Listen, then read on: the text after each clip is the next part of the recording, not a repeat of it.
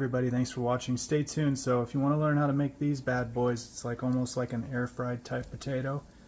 Stay tuned. I show all the tips and tricks. My video cut off because I ran out of memory, but make sure to like and subscribe for more content because I go through it unscripted and how I made these potatoes. And if you want to make perfect potatoes every time, consistency is key, but there's some special tips I have. So thanks for watching. Alright everybody, thanks for watching. So make sure to like and subscribe for more content, and I'm going to show you guys a few tips on how to make the best potatoes ever. So we're going to start here. So my first tip is peeling the potatoes. So when you peel them, there's just not as much to deal with, so much skin. Another thing that you see here is I have bigger pieces. Some of these little pieces, I just get rid of them because they burn up, you know, because you got to cook it for so long. Especially with my next tip, I like to mix the potatoes. So I've got sweet potatoes here. These are complex carbs versus white potatoes, russet potatoes, yellow. I think there's a few others, but red potatoes, those are white potatoes, and those are simple carbs. I mix those together, but I first cook these and then I mix in the white potatoes, but I also remove the skin and peel that off.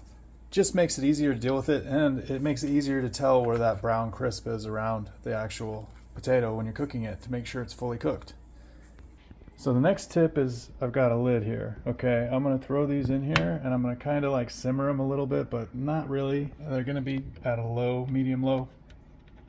And what I'm going to do is I'm going to heat it up a little bit, and I'm going to throw these in here because you don't want to throw them in right when they're room temperature, and this is room temperature because it actually takes longer to cook it, but also when you have it covered like this and simmered, it'll start to mush up these potatoes. So you want to make sure not to keep it covered for too long. So my next tip is you got to have a cover, okay, and make sure to put a good enough amount of oil in there, obviously, and dry off the potatoes. If they're frozen, like, that's different. So this is working with fresh potatoes, and you just want to make sure that you've cleaned them up, washed them off, prepped them, did all that stuff. So let's move on to the next tip. Next tip is just basically when you use your seasonings like your salts and stuff, I use them at the end, whether I'm cooking in the oven or on the stovetop, because especially when you're operating at high temperatures, it'll burn eventually. And if you're at like medium level, and you're at like a medium heat and you've got this covered for like 15-20 minutes, it's not a big difference, and it actually, I think, improves it when you put the seasonings kind of on towards the end. So that's just my opinion. This is all just my opinion. And I also throw in other vegetables like onions, seasonings. You'll see as I go through the steps here. So just another thing, I use extra virgin oil, olive oil, and again, this is just my opinion. I don't use canola or vegetable oils. Usually I'll use maybe an avocado oil. I've used coconut oil before, but I don't really use it that much. But for the most part, I always use olive oil, and it's a high temperature oil, so it's high heat oil. And so what that means is that it doesn't burn. So this is why when you have like butter or you have other types of oils, they start to burn if they get at a really, really high heat. Now, I'm not saying that's how vegetable oil is, or canola oil, or soybean oil, or any of the seed oils, sesame seed, all those, sunflower seed. There's so many types. I just don't eat them because for me, they feel like they promote inflammation in my body and discomfort, and they don't taste as good, in my opinion, as when you use extra virgin olive oil. Now, like I said, I also use avocado oil, but like I said, you have to be careful because you see how this says 500-degree Fahrenheit smoke point. So if you're cooking any potatoes or anything really at high heat, you just have to keep that in mind, because that's sometimes why if you use butter, like, it burns, it starts to brown, and it will burn eventually if you're sauteing something. So just a nice little tip, if you guys ever have or experienced that and you're burning some kind of food or something, maybe try to switch up the oils and use a high smoke point, high temperature type oil for your cooking. So anyways, I hope this is helpful so far. We're going to keep going. So this is warm now, so I'm going to go ahead and put these in.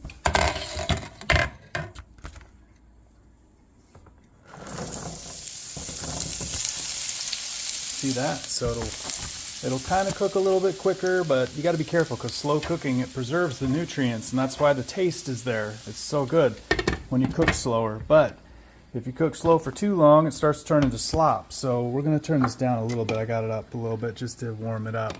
But again, I don't really go above, like into the high section on a stovetop ever, because I've seen it ruin these types of, you know, non-stick. If you use any of the crystal, diamond, non-stick type, you know, pots, pans, saucers, all that stuff. When you get really, really high heat, it can ruin it. And I've noticed, I mean, I've seen it happen in like a broiler, using it in an oven, or even on a stovetop myself. And so I like to never really cook at super high temperatures.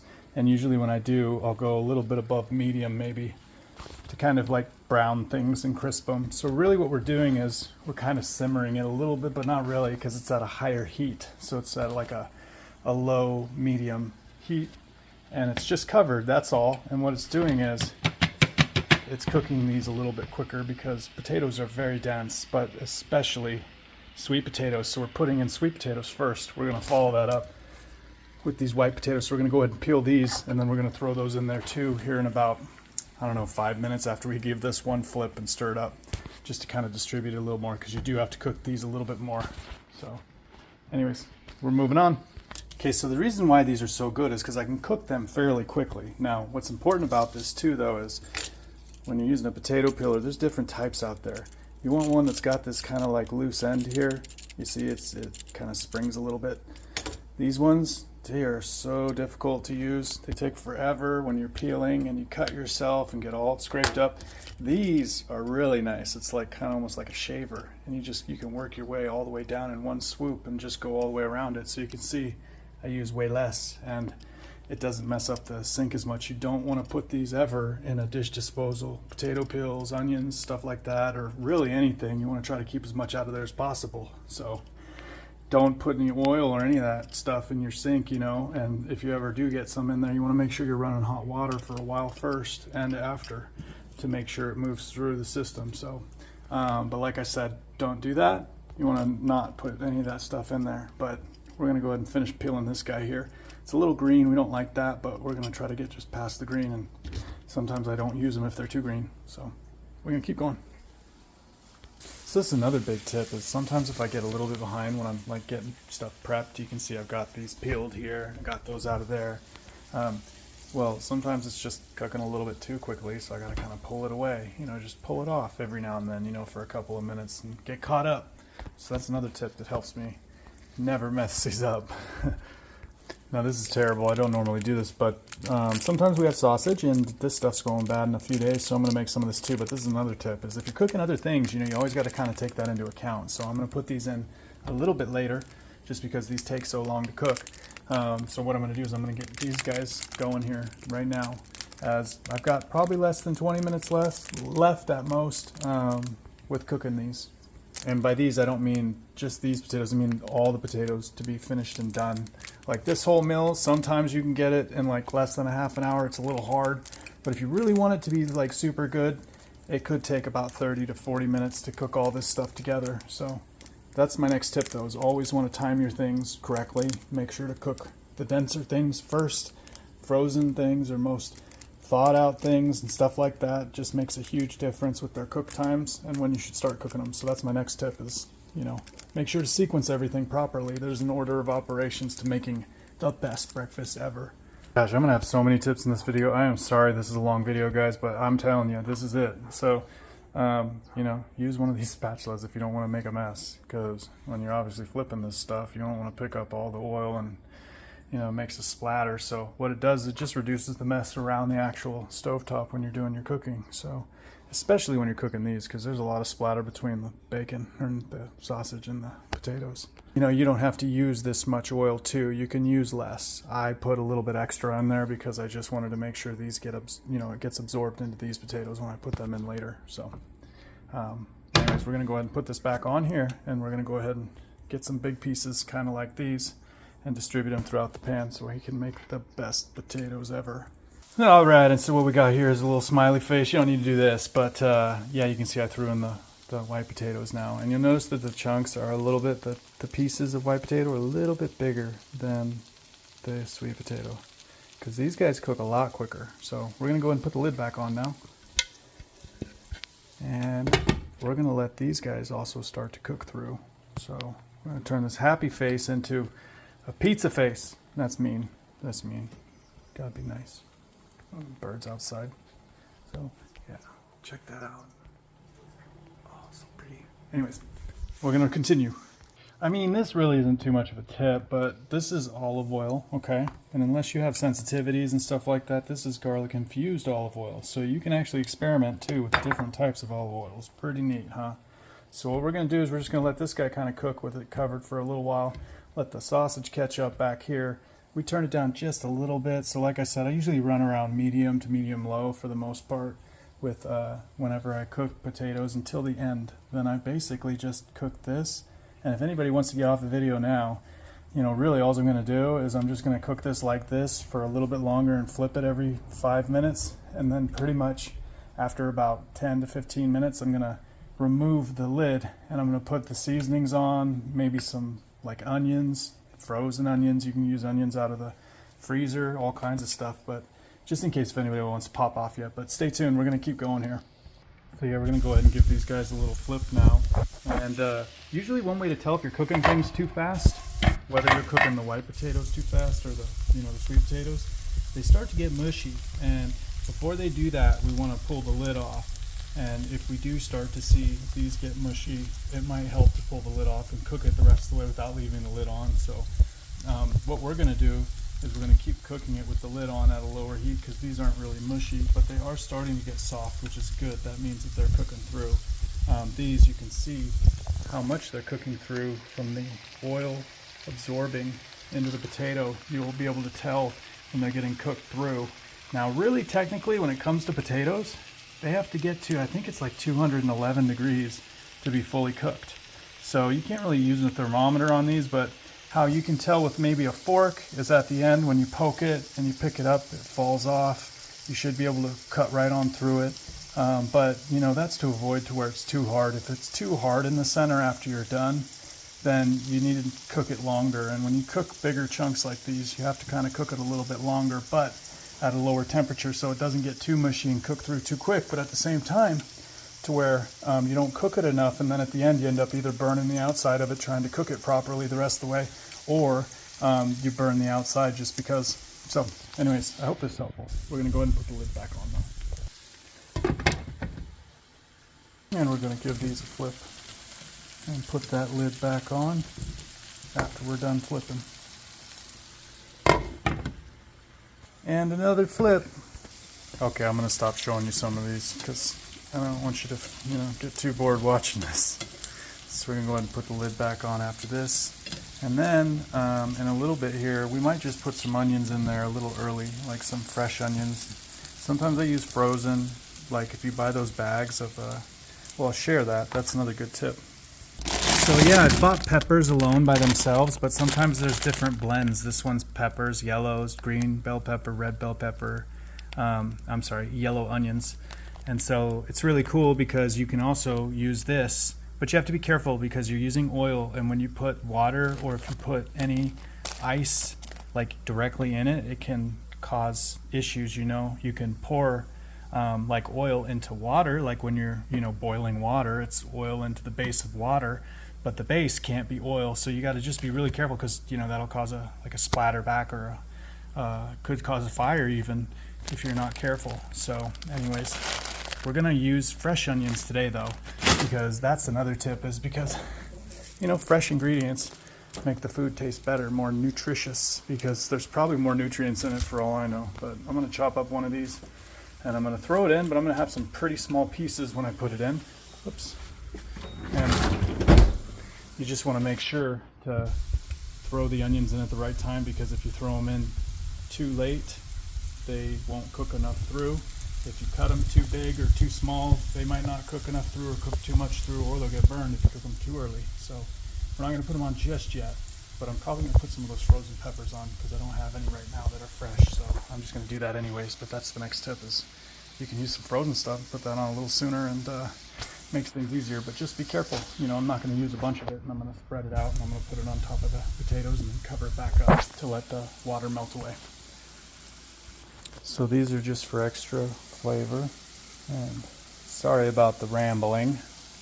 It's because I'm doing this all in one shot. I'm not doing it scripted, and I'm doing this all in one shot to be complete and thorough. So if anybody messes something up, they can come back and figure out what they did wrong from the lessons I've learned over my 40 years of being alive. So I'm going to go ahead and put this back on. Like I said, you don't want to throw like a bunch of ice or water ever on something that's got, you know, frying, whether it's sausage or this, or even something out of like a, you know, like a oven, like a turkey, and a bunch of grease in the bottom of that. You got to be very, very careful. So we're just putting in some of those to let that kind of absorb into the potatoes, because it definitely does add to the flavor. We're going to go ahead and give this a little flip.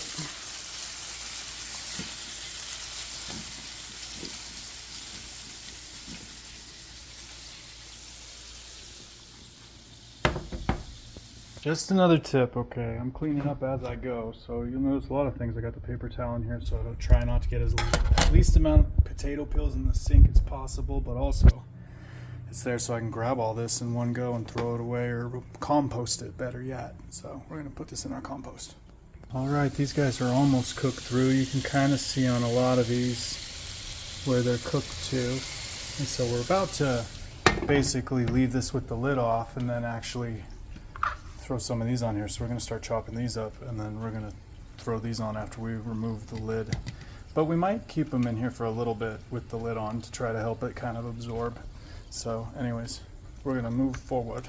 Alright, so we cut up the onions, we got those on there. Now you can see some of these are starting to get a little mushy, some of the sweet potato. So we're going to remove the lid, and we're going to cook this the rest of the way without the lid off, just because we don't want to overcook those and those to get super mushy. So we're going to try to crisp everything up now.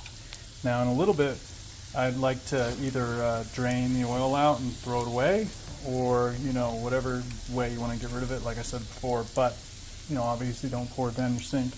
But that's important, because to keep things from getting too wet or too much oil absorbed, or at the same time to crisp it up towards the end and brown everything, you want to make sure to get some of this oil out, because these pans particularly, that's another tip, is these are the diamond plated type pan, and it's non-stick, but they're really good at browning, caramelizing stuff. And so you can see I have small onions here. They're small. Some people might think too many, some people might think not enough, but when you cut them really small like this, it kind of caramelizes a little bit. And so we don't want to remove the oil yet. We want to kind of give this a few flips, and then we're going to go ahead and crank up the heat, put some seasonings on, and brown it, and we should be good to go.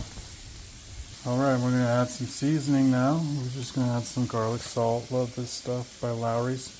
I usually use a little bit of lemon pepper too, but that's about it. I don't put anything else on it. So what we're going to do is we're going to turn this up actually to around medium, not really higher than that. And then all we're going to do is every 2 to 3 minutes we're going to give it a few flips until it's the proper amount of just whatever color, texture you like it too crispy or you want it soft. You know, obviously it'll be done here in a few minutes if you like it soft, but if you like it crispy around the edges, what we're going to do is we're going to get rid of this oil, and we're basically just going to dump that out, and we're going to just continue cooking it and just basically browning it on the sides. So you can see the sausage over here was almost done, so I took it off, and I'm going to put it back on there now while we finish this up. But like I said, you want to make sure, this is important, at the end you have to remove the lid, because that's the best part of basically. It almost turns out like air fried or fried potatoes from like a restaurant. It's really good. So anyways, this should be basically it. So I hope everybody enjoyed the video. I'll show the end result here in a second. And all I'm going to do is I'm just going to flip this a few more times. So yeah, you can see some of it already starting to brown perfectly. And so really, if there's not much oil in it, then, you know, everything worked out great. But like I said, if there's too much oil, you got to get it out of there, because that's kind of important for the last step. And the salt kind of helps with the water too, so that's why I put the salt on first before I do it. So I hope this is a helpful video.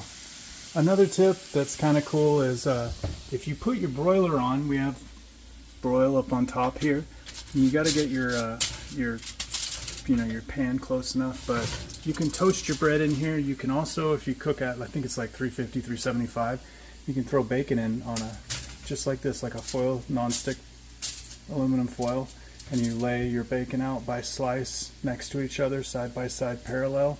And it only takes like 10-15 minutes to cook it that way with just one flip.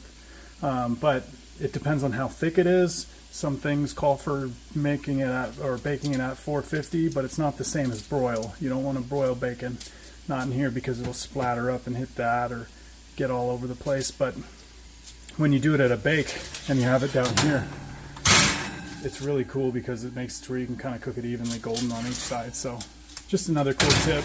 But I'm going to go ahead and toast this. I like to make a little bit of garlic bread, but you know, it's whatever anybody wants. If you want toast, you